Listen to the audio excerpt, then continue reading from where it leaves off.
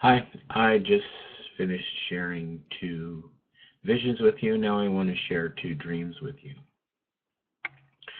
The first dream was I was just walking along. It was a beautiful day, and I could see the moon. The moon was full. Was during the daytime. The sky was blue. The moon was full, big, full white moon in the blue sky. You could see the full moon during the day and a blue sky. And all of a sudden, there was an explosion on the moon, and smoke came from the moon, black as black can be. Not gray smoke, not white smoke, black smoke. Blacker than any smoke I have ever seen. I've never seen such black smoke like that in this planet. I've seen some like tires burning, and that has some pretty black smoke, but the edges of that black smoke is still gray. This was black, coal black smoke. And as that coal black smoke was coming off of the moon, all of a sudden, crazy thing, people started falling out of the sky. Just people started falling out of the sky. And they were not really people. They were fallen angels, but they did not have wings. They were dressed in blue jeans and regular button-up shirts, dressed just like any guy walking down the street would be dressed like. The only thing is they were very light, and as I was walking through, they were like hitting me. They were like falling on top of me. But actually, when they fell on top of me, they would actually fall into me. Like half of them would be on one side, half of them would be on the other side, and they would be like actually going through my body. And I was able to pick them up like this and pull them out of me and throw them up in the air.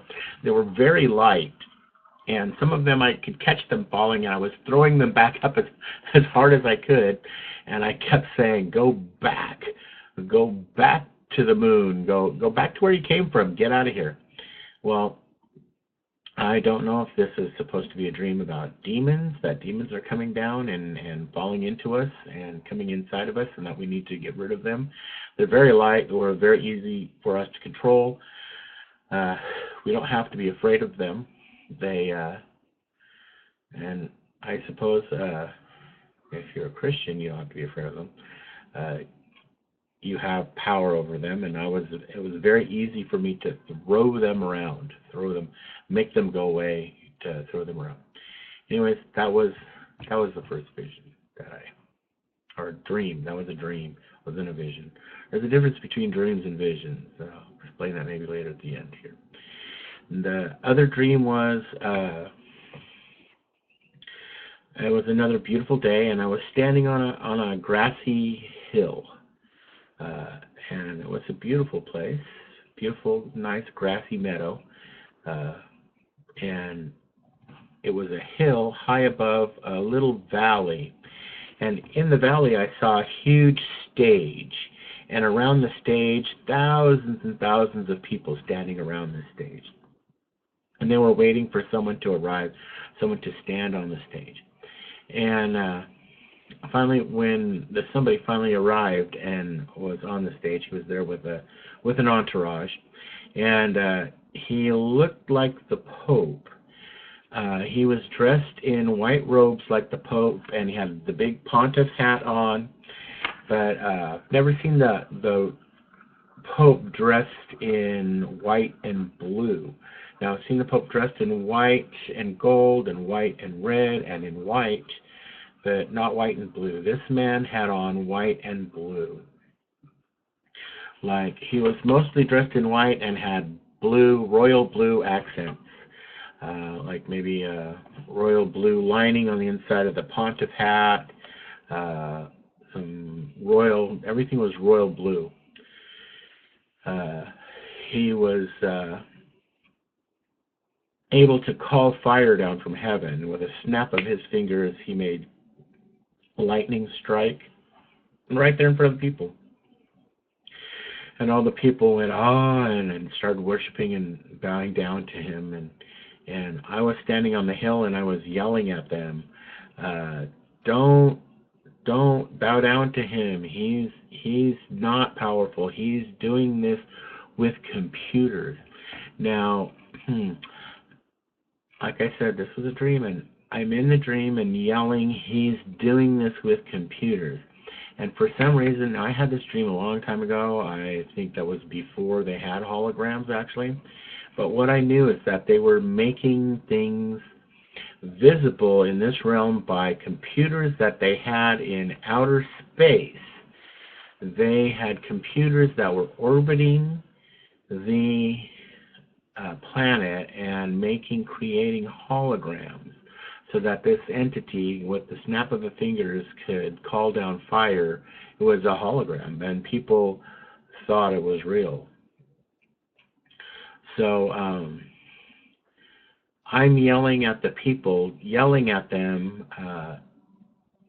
don't fall down and worship him. He's tricking you. He's doing it with computers. And he's getting mad at me, and he's telling his guards to go get me, but they have to work their way around up there to the top of the hill. I'm not easy access to them, and so they're working their way to come around to come get me, I guess. In the meantime, I'm still yelling at everyone to stop. And what he does is he snaps his fingers and he conjures up this big flock of black birds. And these black birds come towards me to attack me. And as they get closer to me, I see that they're toucans. Toucans, I don't know why toucans, but toucans have big bills. They can, I suppose, do damage to you if they were attacking you. Anyway, excuse me. If these birds start attacking me anyways, and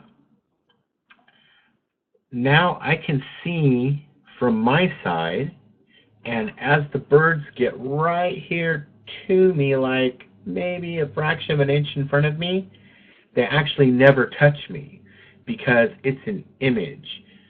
It's not real. They don't ever get right on my skin. They don't ever actually touch me. The image stops right in front of me. And that's what I see on my side. But now all of a sudden I can see on the other side also, and I can see what the people down below are witnessing, what it looks like from them. And what it looks like to them is that I'm going like this, because actually what I'm doing is I'm waving at them saying, see, I'm all right. There's nothing wrong with me.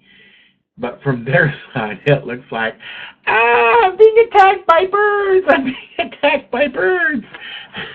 Okay? And from their side, all they see is a black silhouette of me with birds all over it. There's birds all over this black silhouette, and it's moving like this, like it's being attacked by birds.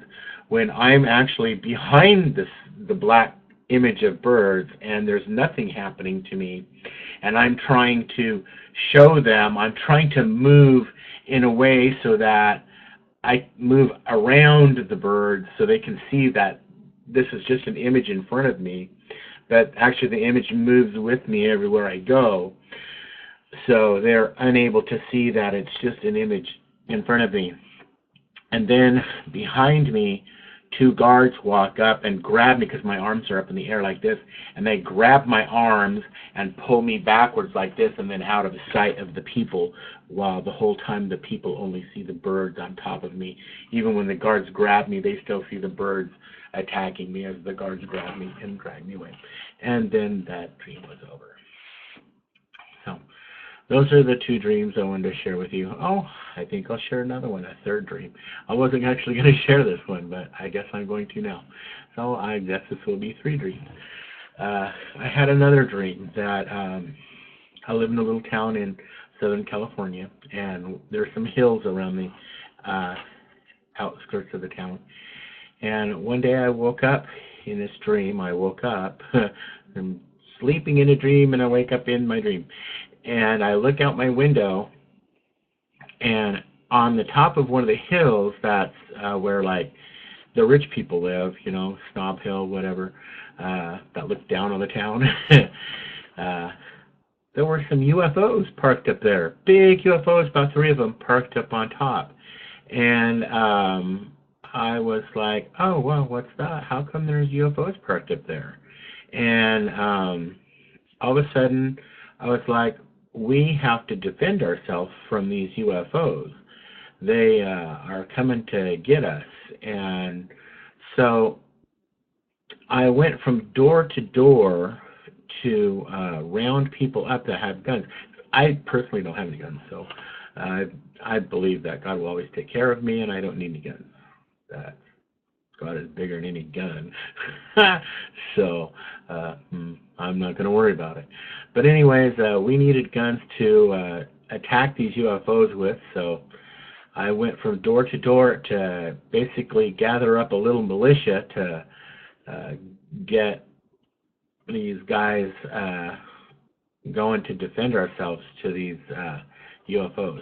Anyways, we get some people together, and as we're riding, we have like army jeeps and stuff. We got our own little militia going, and we are armed, and we start heading up there to where the UFOs are on that hill, and we're gonna go like defend ourselves against those UFOs. And as we start driving up there, they take off. They fly away. And we get intel over our radios, because apparently now we have radios, and we get some intel saying that those UFOs have gone over to the coast, over to the beach, and that we need to drive over there. Well, I'm about 80 miles away from the coast. So we drive over there, we drive to the coast, and when we get to the beach, there's UFOs on the sand for as far as you can see. Like, I see probably maybe 20, 30 UFOs, one after another, just landed on the beaches. And then it ends, or dream ends. So, wasn't only going to share that one, but for some reason I felt the need to all of a sudden right now. Anyways, don't know what that one means either. Maybe that has to do with something about those guys from the moon that were falling on us. I don't know. Anyways, and maybe that has to do with something with that guy standing on the stage calling them miracles down from the computers that are in the sky. And maybe these guys in the UFOs are actually just a bunch of fakes trying to pretend that they're God.